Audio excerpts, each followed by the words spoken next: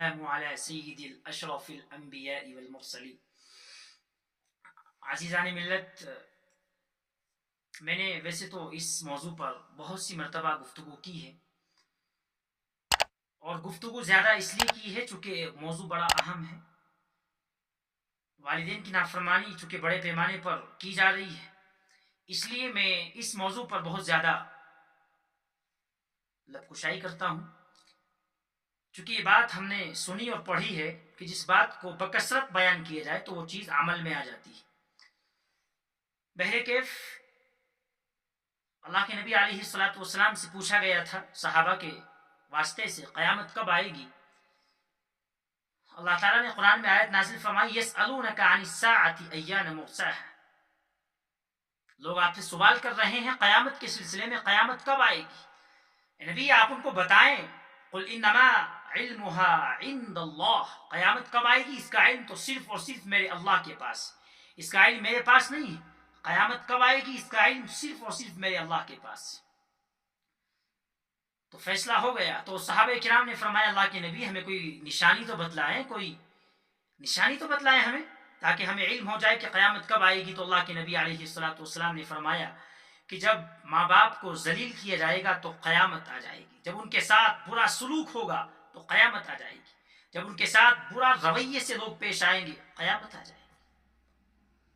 تو آج ظاہر ہے جس پیمانے پر ماں باپ کی نافرمانیاں منظر عام پر آئی ہیں وہ کسی سے ڈھکی چھپی نہیں ہے۔ تو قرآن کریم نے بار بار تنبیہ کی ہے، والدین کے ساتھ حسن سلوک کا حکم دیا ہے قرآن کریم میں اللہ تعالیٰ نے، اور ماں باپ میں بھی پھر ماں کا جو مقام قرآن کریم نے بیان کیا اس کا انداز ہی کچھ نرالا ہے، کچھ عجیب ہے۔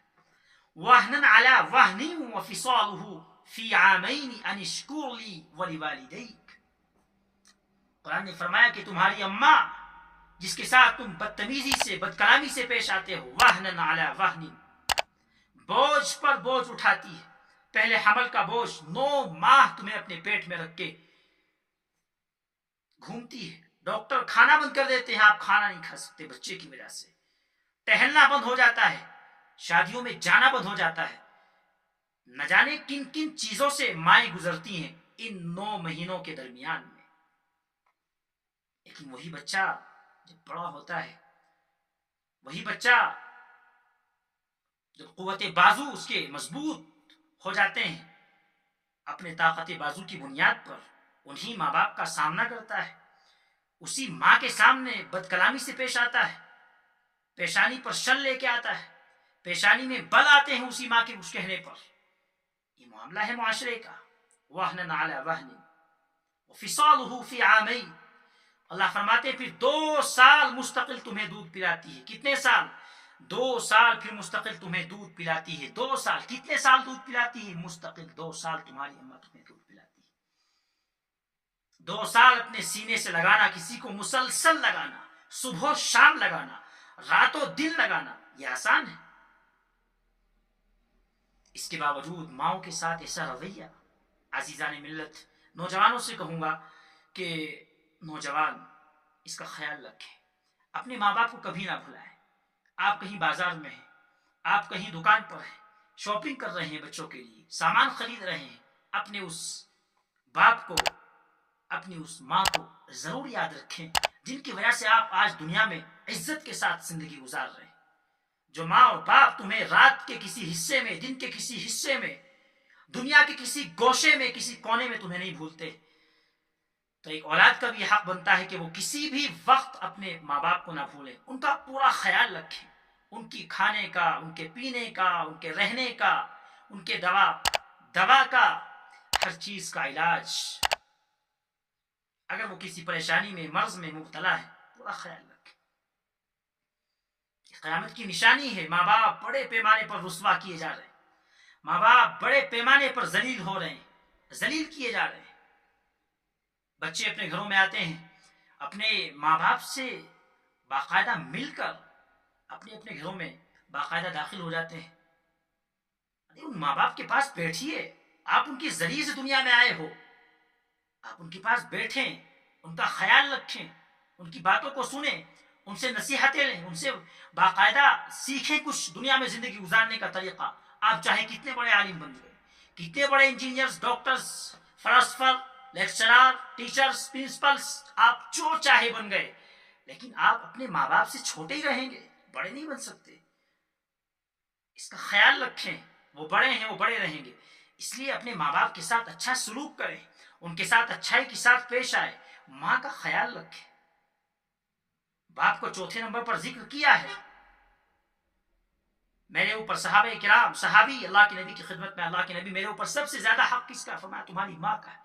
پھر پوچھا اللہ کے نبی میرے اوپر سب سے زیادہ حق کس کا ہے؟ فرمایا تمہاری ماں کا ہے. پھر پوچھا تیسری مرتبہ اللہ کے نبی میرے اوپر سب سے زیادہ حق کس کا ہے؟ فرمایا تمہاری ماں کا ہے. فرمایا اللہ کے نبی میرے اوپر سب سے زیادہ حق کس کا ہے؟ فرمایا تمہارے باپ کا ہے. چوتھے نمبر پر باپ کا ذکر فرمایا. 3 مرتبہ اللہ کے نبی نے ماں کا حکم فرمایا، ماں کی اہمیت کو بتانے کے لیے، ماں کی عظمت کو بتانے کے لیے، ماں کے مقام کو بتانے کے لیے، ماں کی محبت و الفت کا باقاعدہ اظہار کرنے کے لیے کہ ماں سے تمہیں کتنی محبت کرنی چاہیے، ماں سے تمہیں کتنی الفت رکھنی چاہیے، ماں کا تمہیں کتنا خیال کرنا چاہیے. 3 مرتبہ اللہ کے نبی نے فرمایا اپنی ماں کا، پھر اپنی ماں کا، پھر اپنی ماں کا. چوتھے نمبر پہ فرمایا اپنے باپ کا خیال رکھو. اسی ماں کے ساتھ یہ رویہ ہے، اسی ماں کے ساتھ یہ رویہ ہے، اسی ماں کے ساتھ بدتمیزی ہے، اسی ماں کے ساتھ بد کلامی ہے، اسی ماں کے ساتھ سخت کلامی ہے، اسی ماں کا خیال نہیں رکھا جاتا ہے. 10 سال سے 2 سال سے نکاح میں آنے والی بیوی کی ہر چیز کا خیال رکھا جاتا ہے. بچوں کی پیدائش کے بعد ان کی ہر چیز کا خیال رکھا جاتا ہے.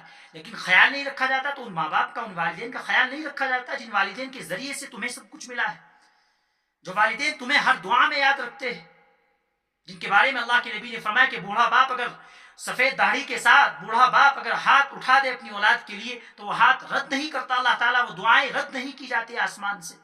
جن ہاتھوں کے ذریعے اٹھا کر والدین بچوں کے لیے دعائیں مانگتے ہیں وہ دعائیں کبھی رد نہیں کی جاتی.